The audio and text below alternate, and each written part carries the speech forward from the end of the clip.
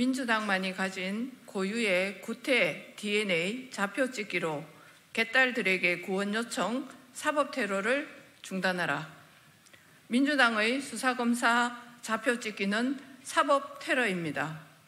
수사검사의 명단을 공개하는 것은 민주당 지지자들에게 좌표찍기를 통해 해당 검사의 신변을 위협하겠다는 선전포고나 다름없습니다. 주요 범죄 피해자의 신상을 공개할 때에도 범죄의 잔혹성, 공익성 등을 엄격하게 심사한 후에 결정합니다. 그러나 민주당은 이재명 대표 사건 담당 검사들 신상을 대대적으로 공개했을 뿐 아니라 일부 정보가 틀린 것으로 미루어 보아 아무 고민 없이 해당 검사들의 신변을 공개한 것으로 보입니다.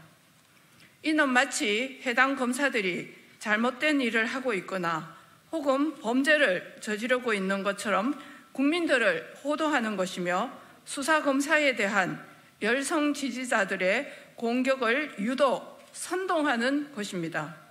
강성 지지층 집단을 자극하는 민주당의 좌표찍기는 사실 그간 한두 번이 아닙니다. 강성 지지자들은 자당의 당원을 개정할 때에도 의견이 다르다고 해서 당내 일부 의원들에게까지 문자 폭탄을 보내기도 했습니다. 민주당의 비례정당인 열린민주당의 비례대표 후보로 출마한 바 있는 전 법무부 인권국장 황희석은 2020년 3월 검찰 쿠데타 명단이라며 윤석열 당시 검찰총장을 포함한 14명의 현직 검사 명단을 공개한 바 있습니다. 조국 전 법무부 장관 사건과 청와대 울산시장 선거 개입 사건 등 비리 사건을 수사한다는 이유만으로 검사의 명단을 공개했습니다. 이쯤 되면 좌표찍기는 민주당만의 고유의 구태 DNA입니다. 민주당은 불법적 좌표찍기와 지지 세력 동원을 통해 자기 편의 범죄 행위를 덮으려고 하는 행태를 보여주고 있는데 이러한 불법적 떼법 관행은 시대착오적이며 이에 동조하는 행위 역시 법치주의를 파괴하는 중대한 범죄임을 강조합니다.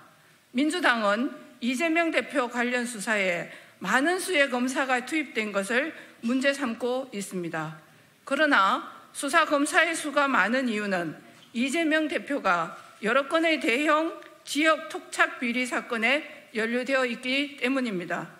이재명 대표는 성남FC 사건, 대장동 사건, 백현동 사건, 변호사비 대납 사건 등 여러 건의 대형 토착 비리 사건에 연루되어 있고 그중 대장동 사건만 예를 들어도 조 단위의 국민 피해가 발생한 사건이므로 수사하는 검사의 수가 적을 수 없습니다.